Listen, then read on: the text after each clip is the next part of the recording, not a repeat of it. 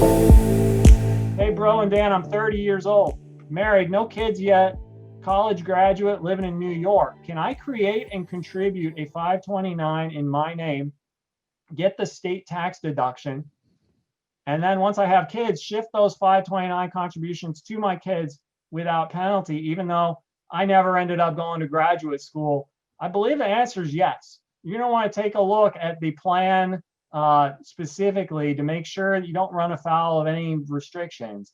But I'm not aware of anything in the 529 rules as is that prevent you from making gifts. You can open a 529 for yourself. That's a definite thing. As you say, you may go back to school someday.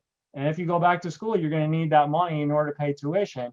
You can use that tuition at that point. The thing to keep in mind is at the time that you change the beneficiary from yourself to a child that you may have in the future, you're going to want to pay attention to potential gift tax consequences of that. Because I believe that change of the beneficiary may have some gift tax implications in terms of effectively you're giving the whole 529 balance from yourself to that other beneficiary. But I got to check on that because I'm not sure if the beneficiary designation by itself does that. But that is one caution I would have. Other than that, totally good strategy. A follow-up question related to that from LL. Could you give a few do's and don'ts to setting up a 529 for my newborn?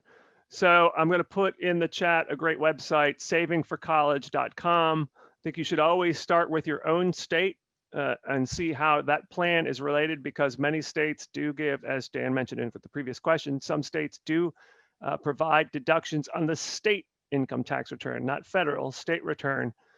And it might be worth looking into that, but you don't have to stick with your state's return. And if you save, often there's a limit, like in Virginia, I think it's $4,000. So you could contribute, if you're going to save more than $4,000, you contribute $4,000 to the Virginia plan. And then if you don't like Virginia's plan, although Virginia plan is actually very good, you can go to another state's plan.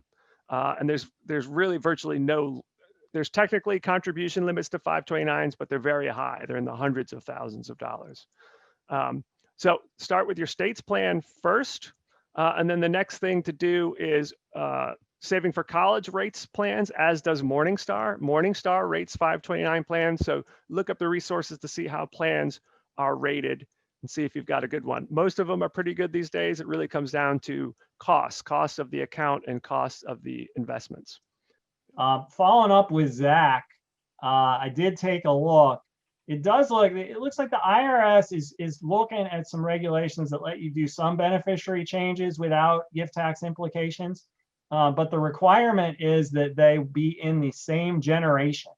So basically, it's a situation, if you have multiple kids, you set up a 529 for one kid, that kid doesn't use up all the money. You're kind of like, well, kid number 2 needs some money. Why don't I change the beneficiary there? That would be a non-gift tax event under these regulations. But for you to change it to your child, different generation, it does look like those gift tax consequences might be there. So just something to keep in mind. Obviously, I don't think that the New York tax deduction is all that huge. There's probably a pretty low limit on it.